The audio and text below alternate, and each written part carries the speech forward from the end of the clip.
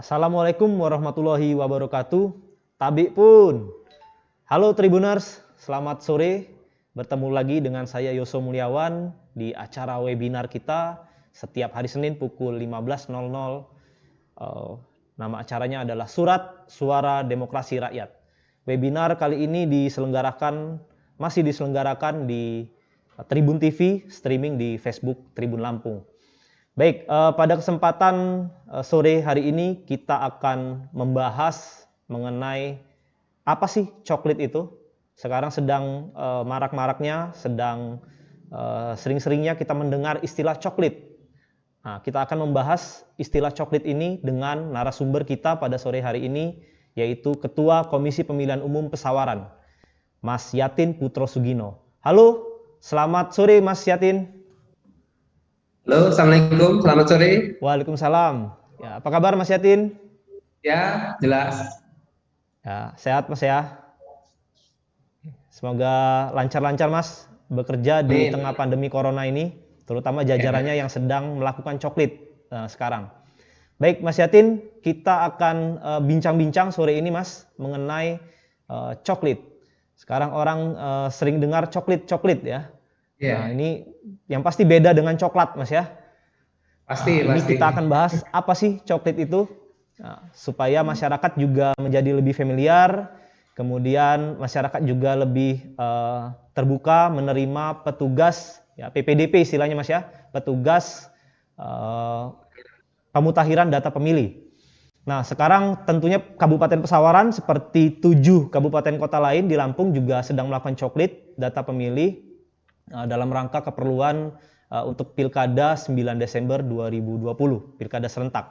Nah, Mas Yatin, kita mulai bincang-bincang kita. Yang tentunya pertanyaan pertama adalah, apa sih coklat itu Mas?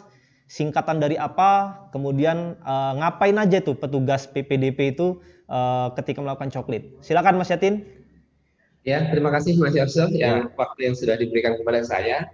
Sekarang ini memang sedang maraknya coklat ya. Karena memang kita akan melaksanakan pemilu kada di tahun 2020 ini, yang tanggal pastinya adalah tanggal 9 Desember tahun 2020. Tentu tahapan pelaksanaan pilkada itu tidak ujuk-ujuk ya, tapi memang ada tahapan-tahapan yang harus dilalui. Nah, hari ini memang tahapannya sekarang adalah tentang data pemilih. Data pemilih. Jadi semua serentak di 270 daerah yang akan melaksanakan pilkada itu, sekarang prosesnya adalah tentang pencocokan dan penelitian. Jadi coklat sendiri adalah pencocokan dan penelitian.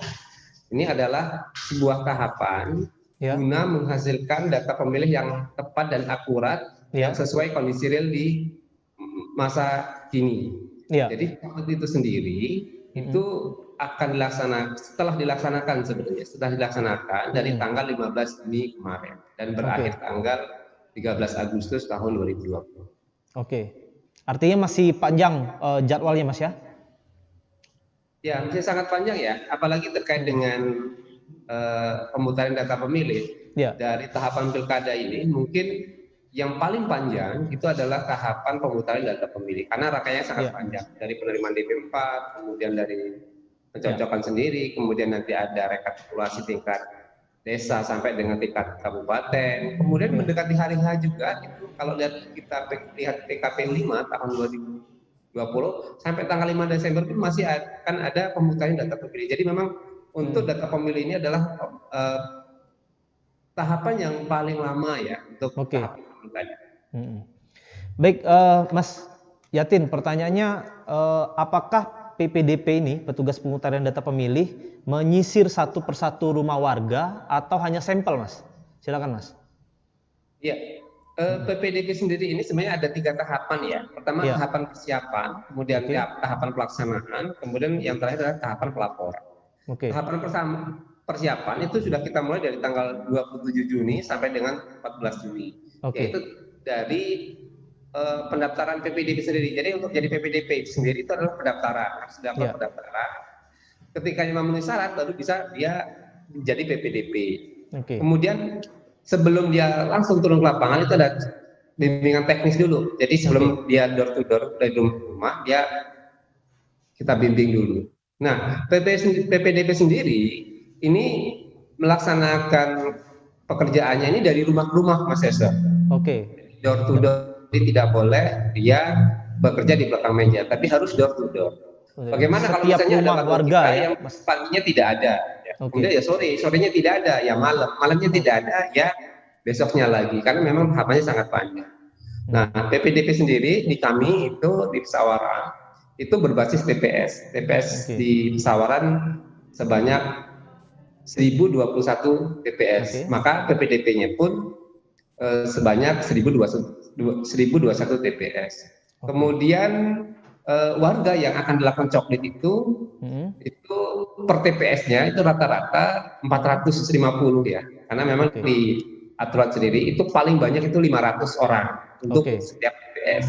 Nah, kalau di Pesawaran rata-rata itu tidak nyampe 500, tapi ya sekitar 450 sampai 440 gitu, Mas. Jadi satu PPDP mesti mencoklit 450, tapi tentunya kan tidak sampai 450 ya. Mungkin itu hanya sekitar 100 kakak, Mas ya? Ya, jadi bervariasi ya. Jadi bisa jadi buat dia satu rumah itu kan bisa 2-3 orang, bisa jadi 4. Memang betul, tidak sebanyak 450 itu adalah orang yang terdata dalam satu TPS. Tapi kalau untuk jumlah rumahnya tentu ya tidak sampai segitu. Nanti rumahnya ya mungkin ya bisa 200, bisa 250 gitu. Mas Yatin, di Pesawaran ada berapa pemilih potensial? DP4 ya istilahnya, daftar penduduk potensial pemilu. Ada berapa, Mas Yatin, di Kabupaten Pesawaran yang sedang dicoklit ini? Ya, hasil penyampaian daripada pemerintah pusat ya kepada KPU RI, kemudian KPU RI diturunkan ke KPU provinsi, KPU provinsi kemudian disampaikan kepada KPU Pesawaran. Jadi jumlah DP4 dari Kabupaten Pesawaran berjumlah 347.954. 347.945. Jumlah yang akan kita verifikasi. Mas Yatin, tadi menarik, harus per rumah dan kalau tidak bisa pagi, siang, sore, malam. Bagaimana kalau memang nggak ketemu, sama sekali nggak ketemu, sudah 2-3 hari nggak ketemu misalnya, Mas? Apakah ada mekanisme lain, misalkan coklit virtual? Nggak ada, Mas ya? Ya, terobosan terkait dengan coklit ini tentu tetap kita laksanakan ya. Pertama, coklit di masa pandemi. Ini juga kita tidak bisa mengabaikan kesehatan daripada penyelenggara di tingkat bawah ya, di PPDP. PPDP ketika akan melaksanakan kegiatan itu sudah kita tes kesehatannya, Mas Yaso. Jadi di tanggal 11 sampai tanggal 13 Juli kemarin itu kita sudah lakukan tes kesehatan bebas influenza. Jadi insya Allah PPDP yang akan berkunjung ke rumah warga tersebut itu insya Allah terbebas dari penyakit. Kemarin kita sudah mendapatkan informasi dari dokter. Kemudian dalam hal kunjungan ke masing-masing rumah atau ke kepala keluarga, mereka kita bekali juga dengan protokol kesehatan. Jadi mereka kita berikan masker, kemudian face shield, kemudian sarung tangan, dan hand sanitizer. Ini untuk melindungi, pertama untuk melindungi teman-teman kami, PPDP kami, tugas kami yang di lapangan, juga untuk meyakinkan kepada masyarakat bahwa PPDP yang kita turunkan itu adalah orang yang bebas dan mengikuti standar protokol kesehatan.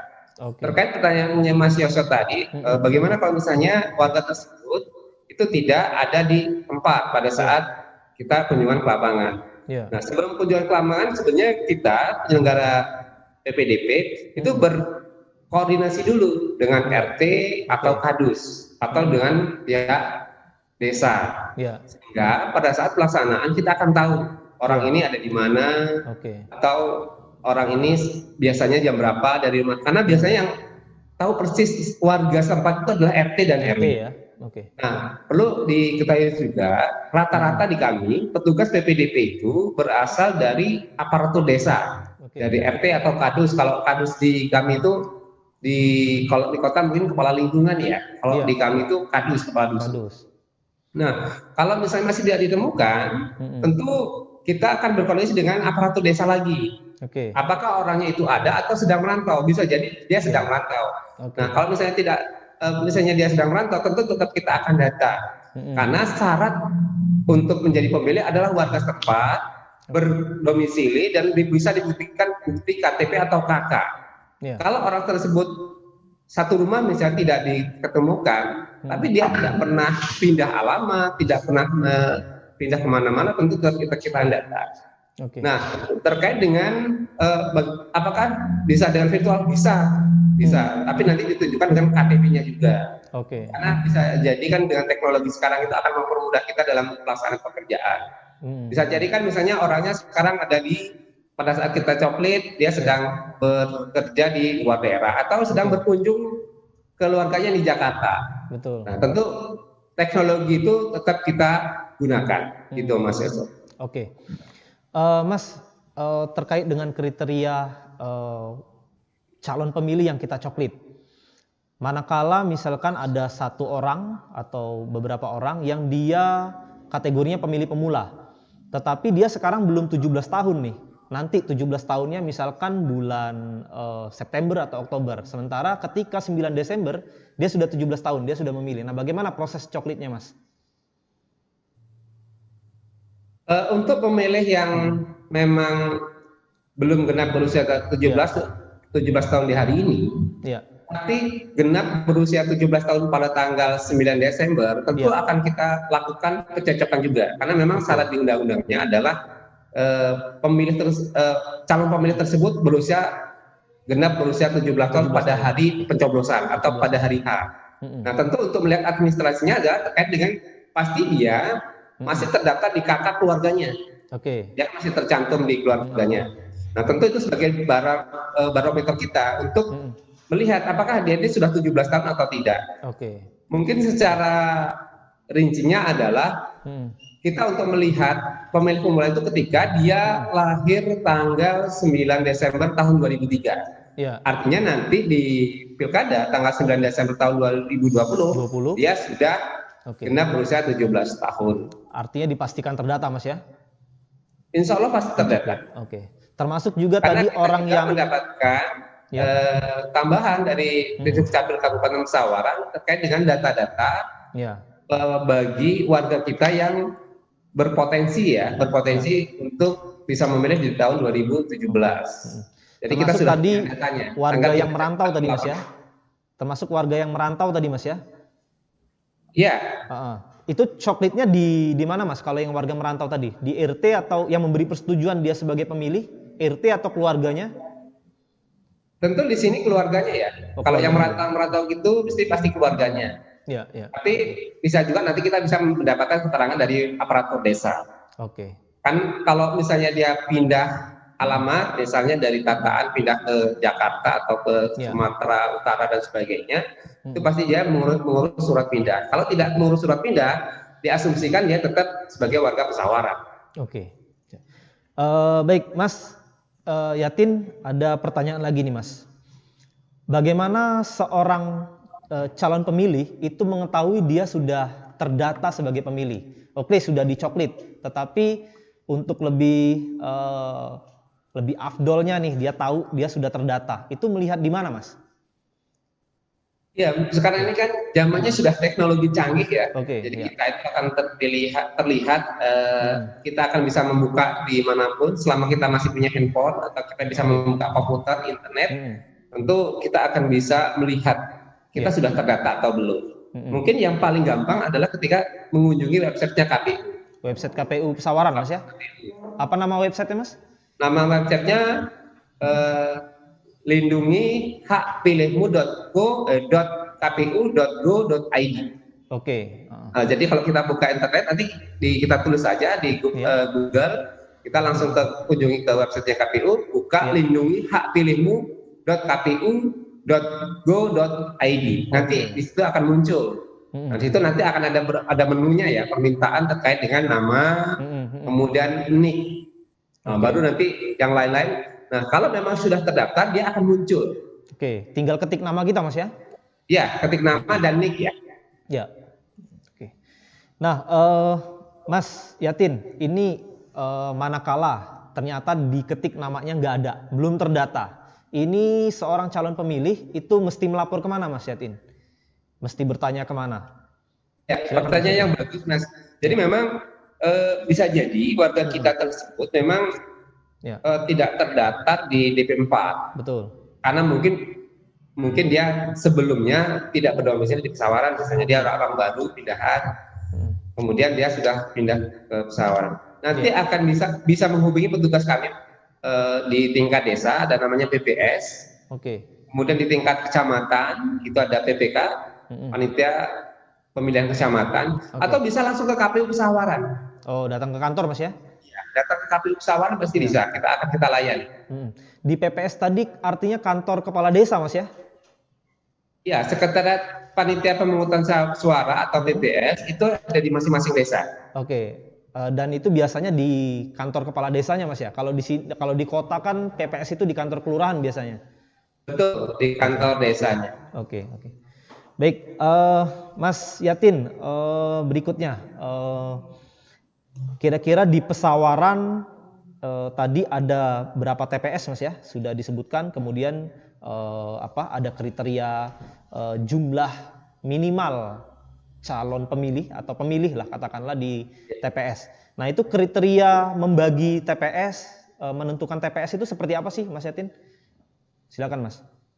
Di Pesawaran sendiri kan ada 11 kecamatan, ada 144 desa, kemudian ada 1021 TPS.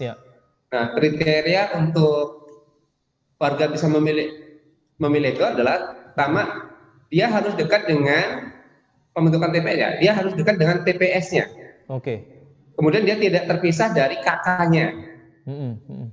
Jadi pemilih tadi itu kita berharap pada saat kita pendataan, warga tersebut tidak jauh dari tempat nanti ketika dia memilih. Jadi kalau misalnya pemilihnya itu jauh antar desa, itu kan nggak bisa. Kita kan harus satu desa dalam satu TPS, atau dia satu desa itu bisa jadi terpisah. Nah, ini dah petugas PPDB ini harus nanti menyatukan. Misalnya Mas Yoso, ini terdaftar di TPS 1, istrinya misalnya di TPS 4. Nah, petugas PPDB kami itu nanti akan mengalihkan istrinya Mas Yoso itu ke TPS 1 sesuai dengan tempat domisilinya Mas Yoso. Jadi didekatkan dengan TPS-nya. Kemudian adalah prinsip dari TPS ini juga memudahkan pemilih. Memudahkan pemilih dalam menggunakan hak pilihnya. Jadi jangan sampai TPS ini menjauhkan pemilih dari rumahnya. Kemudian yang terpenting lagi adalah dia diusahakan dalam satu RT.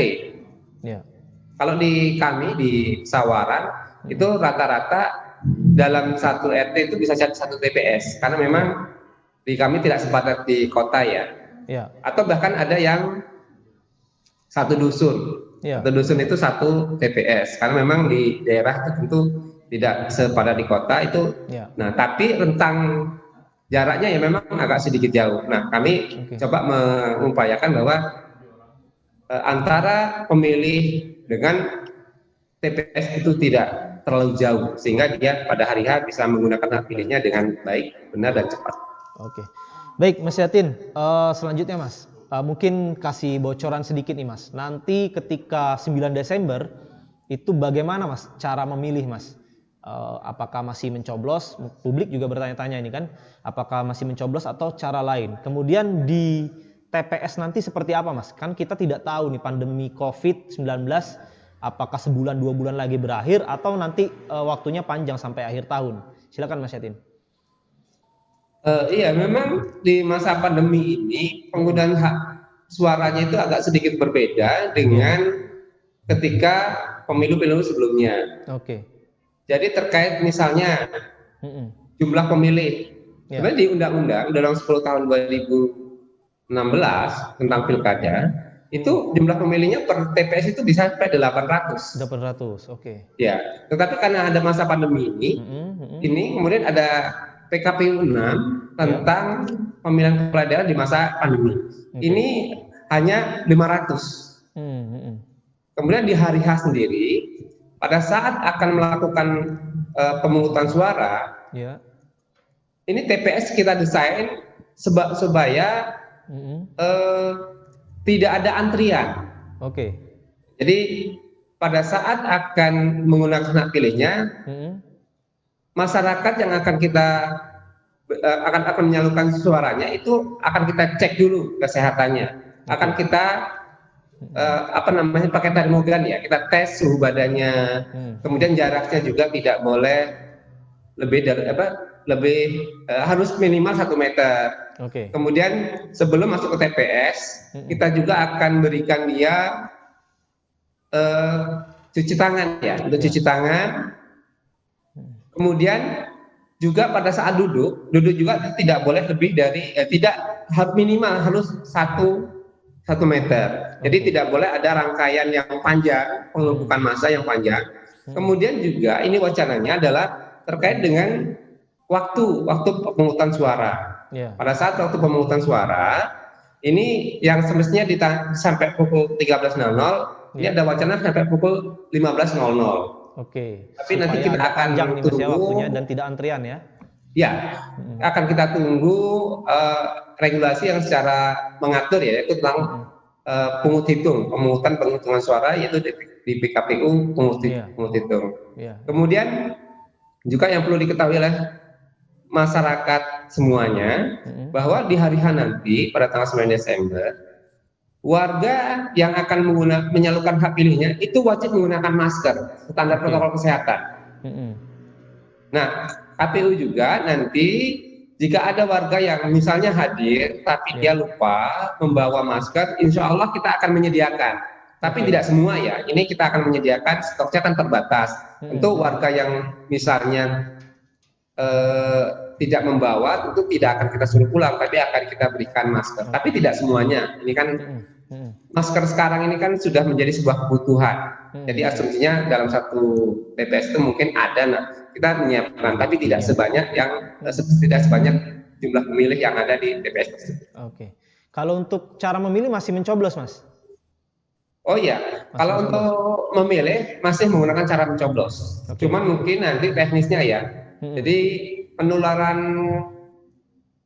COVID-19 itu kan bisa bersentuhan, bisa karena melalui benda gitu ya, sebagainya. Nah, tentu kita dalam hal pencoblosan yang ada wacana bahwa setiap orang itu akan diberikan 1 alat coblos. Oke. Tapi saya belum bisa memastikan itu ya, karena memang aturannya belum ini. Tapi dari beberapa diskusi, setiap peserta itu nanti akan diberikan 1 alat coblos. Jadi alat coblos yang saya gunakan tentu berbeda dengan orang lain yang akan mencoblos. Oke.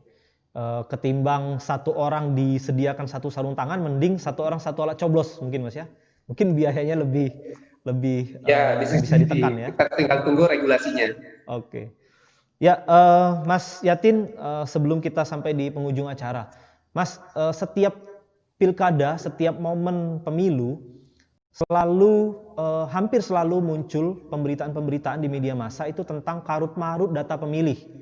Nah, saya kira mungkin Mas Yatin bagaimana Mas di pesawaran supaya tidak terjadi karut-marut data pemilih. Silakan Mas Yatin. Iya, pertama sebenarnya partisipasi masyarakat itu yang perlu dilakukan edukasi ya.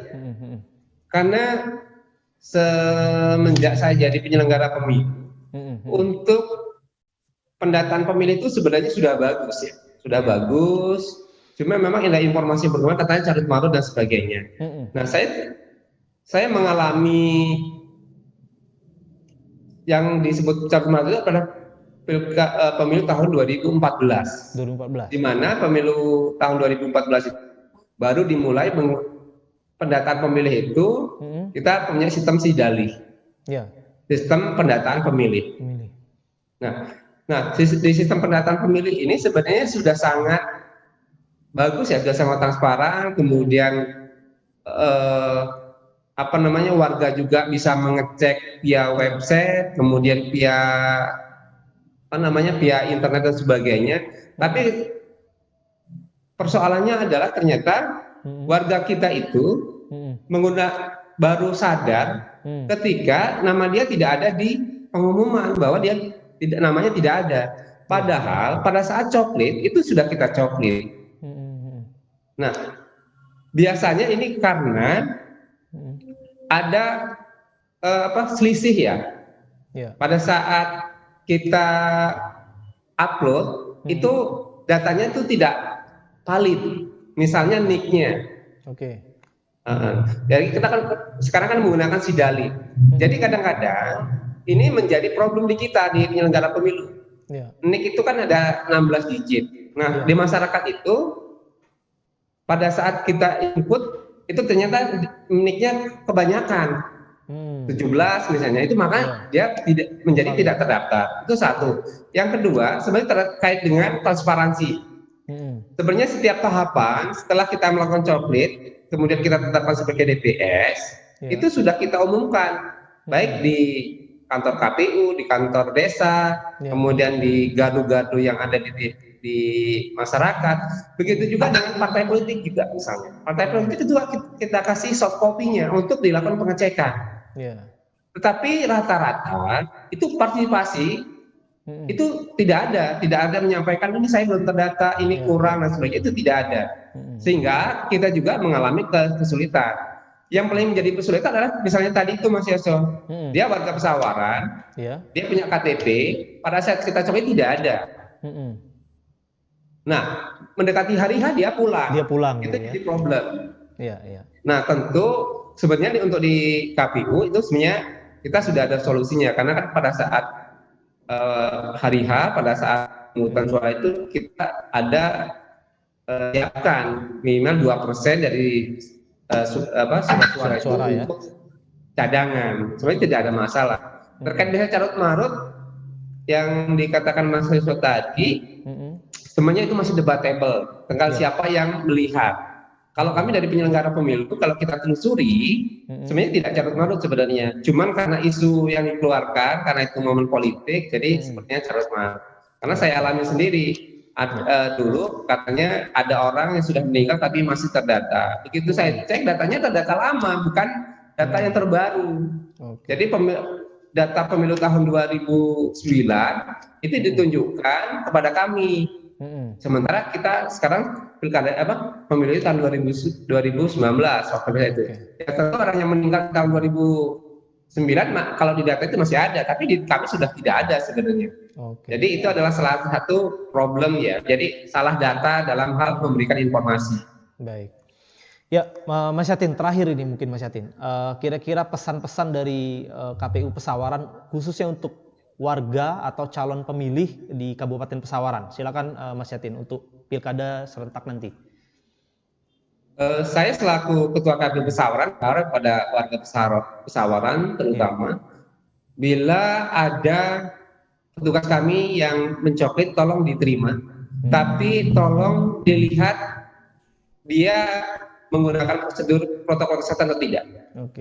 Karena mereka PPDP kita sudah bekali dengan BIMTEK, kemudian dalam sisi kesehatan kita sudah bekali dia hand sanitizer, masker, face shield, sarung tangan dan sebagainya. Bila ada petugas kami yang tidak menggunakan itu, tolong diberitahu. Diberitahu atau laporan kepada KPU. Kemudian dalam hal pencoklitan itu kita tidak memperkenankan untuk masuk ke rumah, itu tetap di halaman karena itu sudah di protapnya. Kemudian tolong Bapak Ibu siapkan data KK dan KTP-nya sehingga ini mempermudah petugas kami dalam melakukan pencocokan dan penelitian. Begitu juga mohon untuk terbuka terkait dengan misalnya orang warga kita itu ataupun anggota keluarga Bapak Ibu sekalian itu apakah ada cacat fisik, cacat mental dan sebagainya, tolong terbuka karena ini menjadi bagian terpenting juga nanti pada saat penyiapan logistik. Karena kalau misalnya yang tunanetra, tentu surat suaranya akan berbeda dengan orang yang normal. Itu. Jadi kami mohon Bapak Ibu sekalian bisa memberikan informasi yang serinci-rincinya kepada petugas kami sehingga petugas kami bisa memberikan pendataan yang bagus. Begitu juga dengan misalnya ada warga Bapak Ibu yang misalnya dipindah, tolong disampaikan. Kalau sudah pindah tolong disampaikan, tapi kalau belum dipindah juga disampaikan. Karena banyak problem ketika dia pindah, tapi tidak pindah secara administrasi, artinya tidak mencabut alamatnya dari pesawaran. Tentu tetap kita data. Nah, begitu juga misalnya ada warga baru, tapi dia tidak punya KTP atau KK pesawaran, tentu tidak akan kita data. Untuk itu kami mohon juga kepada Bapak Ibu, jika masih belum terdata, sampaikan kepada petugas kami di lapangan, ada PPDP. Bila tidak bertemu dengan PPDP, bisa ke kantor desa, di sana ada petugas kami, namanya PPS, pun ada di tingkat kecamatan, namanya PPK. Di PPK itu ada 5 orang. Kalau misalnya Bapak Ibu agak kesulitan menemui petugas di lapangan tersebut, bisa melaporkan ke kami. Nanti akan kita layani dengan baik, karena kita standby selama pilkada ini. Itu Mas Yasir. Baik, Mas Yatin. Terima kasih banyak Mas Yatin atas segala informasinya, terutama terkait dengan proses coklit tadi. Saya kira semoga proses coklit di lapangan berjalan dengan lancar di tengah pandemi COVID-19 ini, dan Pilkada Pesawaran 9 Desember 2020 berjalan dengan sukses. Terima kasih sekali lagi Mas Yatin. Tribuners, kita sampai di penghujung webinar. Kita ketemu lagi Senin depan dengan acara yang sama, Surat Suara Demokrasi untuk Rakyat, bersama saya Yoso Mulyawan. Saya pamit undur diri. Wassalamualaikum warahmatullahi wabarakatuh.